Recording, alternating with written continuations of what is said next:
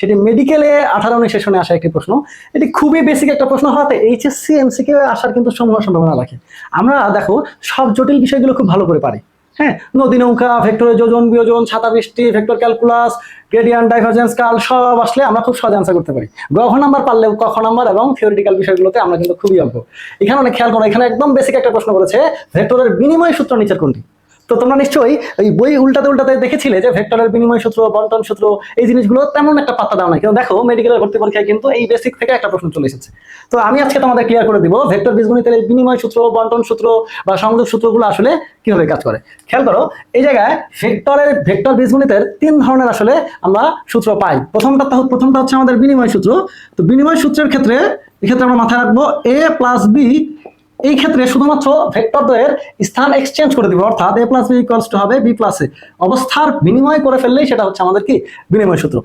এরপরে যদি আমরা এইভাবে চিন্তা করি a plus B plus C, এটাকে যদি জাস্ট একটু এক্সচেঞ্জ করে এভাবে লিখি যে a plus B plus C, সেক্ষেত্রে কিন্তু দেখো এটাকে আমরা বলতেছি সংযোগ সূত্র। এটাকে আমরা বলতেছি ভেক্টর বীজগণিতের সংযোগ সূত্র।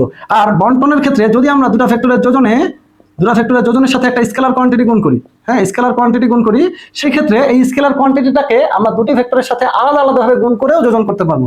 অর্থাৎ এভাবে লিখতে পারবো M A plus M B. তো এই ক্ষেত্রে খেয়াল করো, ভেক্টর বীজগণিতের এই 3টা নিয়ম তোমাকে অবশ্যই মাথায় রাখতে হবে, যাতে করে যদি এই বেসিক থেকে কোনো এমসিকিউ চলে আসে তুমি ভুল না করে ফেলো। তাহলে নিশ্চয়ই বুঝতে পারছো এখানে আমাদের সেটা হচ্ছে যে P plus Q equals to Q plus P, এটা হচ্ছে অ্যান্সার। এখানে কিন্তু আমরা আবার প্রথমে যেটা দেখতে পাচ্ছি, দেখো এইটাও কিন্তু আমাদের একটা বন্টন সূত্র, কিন্তু এটা হচ্ছে ডট গুণনের বন্টন সূত্র। ঠিক আছে, এখানে দেখো এই যে কোয়ান্টিটি যেটা ডট গুণন অবস্থায় আছে সেটা কিন্তু একটা ভেক্টর রাশি। তো এইভাবে আমরা এই কোয়ান্টিটিটাকে দুটোর সাথে আলাদাভাবে ডট গুণন করে যোজন করে ফেলতে পারি, যেখানে অ্যাকচুয়ালি এই পি ভেক্টরটা দুটোর সাথেই আসলে বন্টন হয়ে গিয়েছে। এখানে এটাকে আমরা বলবো বন্টন সূত্র।